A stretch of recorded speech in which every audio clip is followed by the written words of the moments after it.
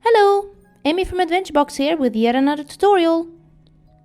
This time I'm just gonna go over how to start a game in AdventureBox, the controls for playing a game and the difference between the two game modes. Now I do think that most of you, or at least some of you, know this already. This video is more so for those of you who don't know. Let's start with starting a game. It's fairly self-explanatory. Well, technically there's two ways of starting a game, but both of them involve pressing a button. If you want to join a running Battlefield game, just click on Play Now on the front page. This will take you to a currently running instance of any Battlefield game. By the way, if you start a game or open a game in the Maker for the first time, you'll get asked if AdventureBox can store files on your device. You don't have to allow it if you don't want to, but it will make games load faster. And there you go, ready to play.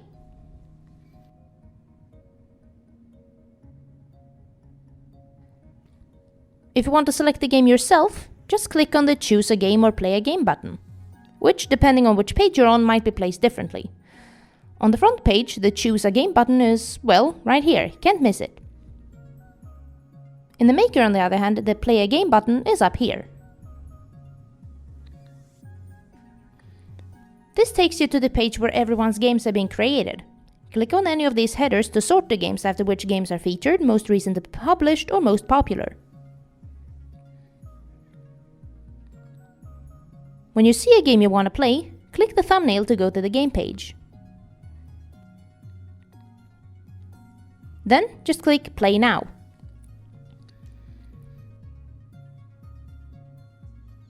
Oh, and if it's an open world game that you played before with location flags in it that you found, you can actually select where you want to spawn by clicking any of the locations in this menu.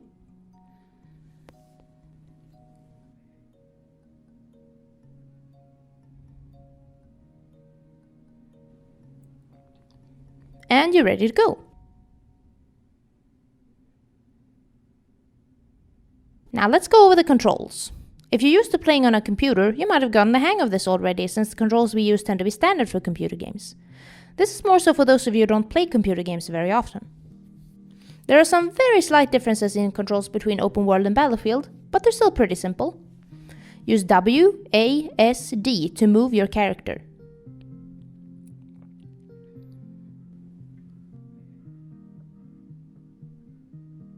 You can also use Q and E to rotate your character to the left or right.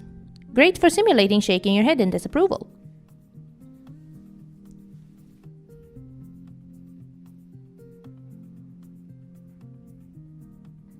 Use the spacebar to jump, like a little bunny.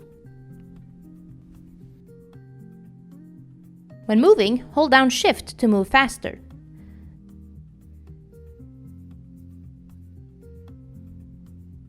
This will also let you leap twice as far, which is perfect for when you're chased by enemies that you don't want to fight, or to jump over larger gaps in, for example, a parkour level. Look around by moving the mouse. Just moving it, you don't need to hold anything down.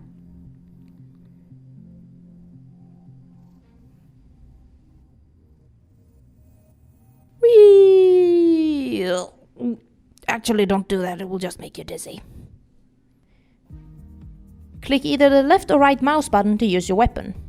By the way, in Battlefield, the left mouse button will fire your gun, but the right mouse button will actually be a melee attack. Pistol whip!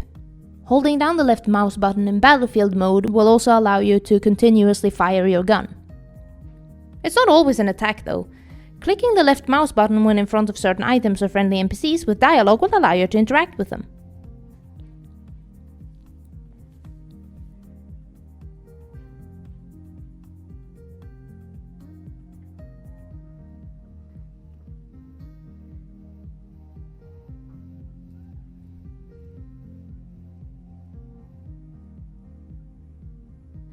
Switch between the weapons and or shields if you're playing open world you have picked up by pressing 1, 2, 3 or 4.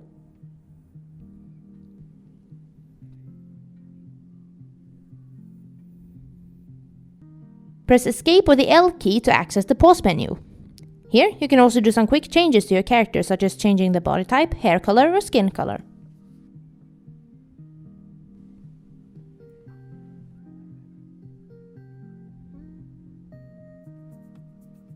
If you press the K key, you'll be teleported back to your entry point in the world. It's nice to have if you've accidentally fallen out of bounds on a level.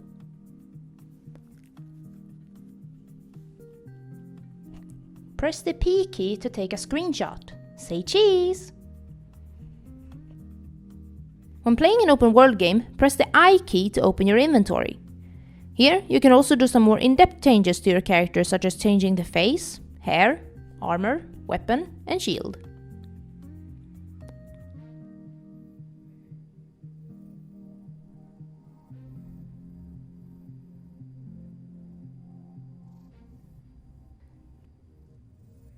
And I think that's just about it with the controls when playing a game. Wait, hold on, before we move along, if you happen to dislike our standard controls because you used something else, or maybe you want to challenge yourself with an uncomfortable control scheme or something, you can change them to your liking by pressing Escape or L to open the pause menu, selecting Options, and changing the key mapping to your liking by typing in the preferred key commands down here.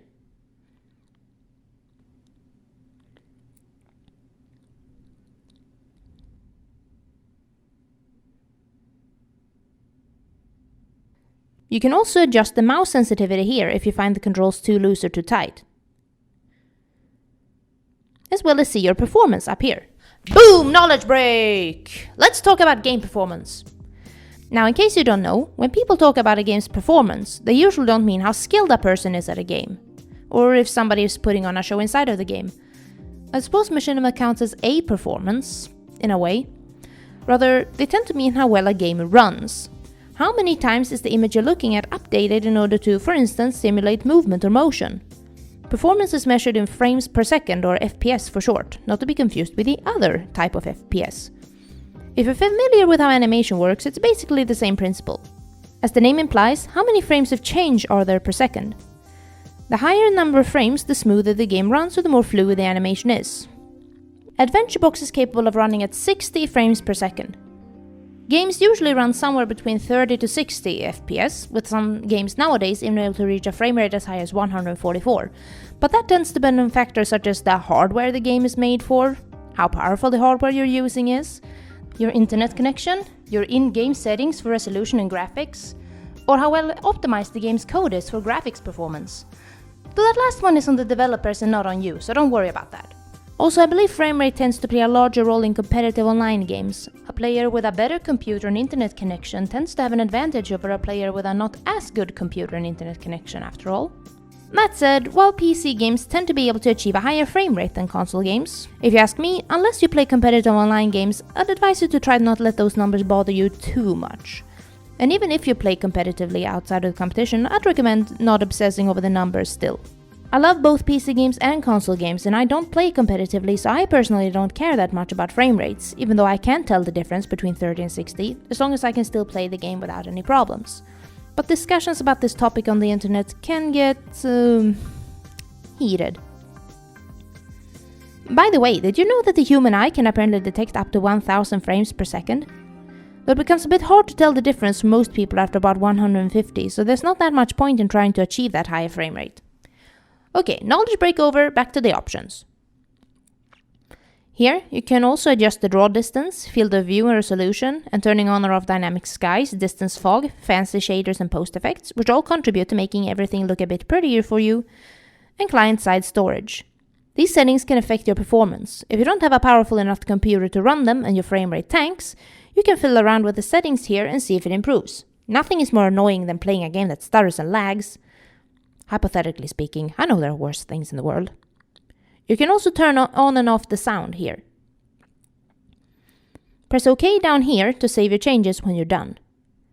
One last thing. These options are also available in the Maker, so you can change the controls and graphics in the same way from there.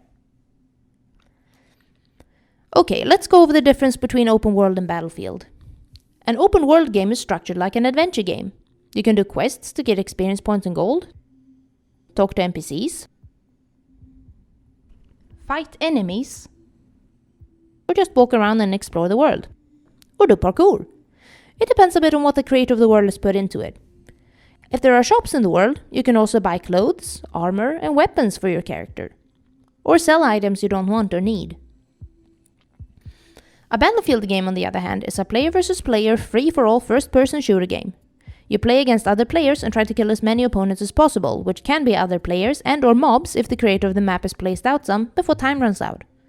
The more opponents you kill, the more experience and gold you get. This mode also has a lobby. The countdown to the game starting won't activate until at least one more player is in the lobby with you. There are 4 different types of guns to use. The pistol, which is the standard weapon with infinite ammo. It can get upgraded by picking up another pistol. See? Red. That means it's stronger. The shotgun, which is good for short-range combat. The assault rifle, which fires a lot of bullets at once. And finally, the rocket launcher that fires a slower but very powerful projectile. The shotgun, assault rifle and rocket launcher are stronger than the pistol, but they can also run out of ammo, which fortunately can also be picked up. Look for the ammo boxes that are scattered across the level, or pick up another gun to also refill your bullets. Keep an eye on that ammo meter. There are also power-ups for you to pick up and try to gain an advantage over your opponents, and they can all be active at once. The jump boost makes you jump higher. Now you too can leap buildings in a single bound.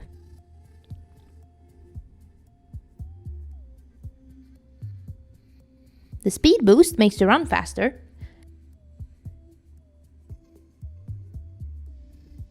Personally, I love to combine the jump and speed boosts. Just flying from one part of the level to the other is so fun. Whee!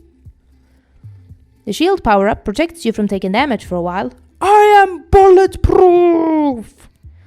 And finally, the health replenisher lets you heal a little bit of damage. Be careful though. The booster power-ups may be useful, but they also don't last forever. Pay attention to both your screen and a little sound that will play when the power-up has run out. And I think that's just about it. For further questions, please leave a comment on this video, send us an email or visit our Discord server. The link is in the description below. Thank you for watching and I'll see you next time.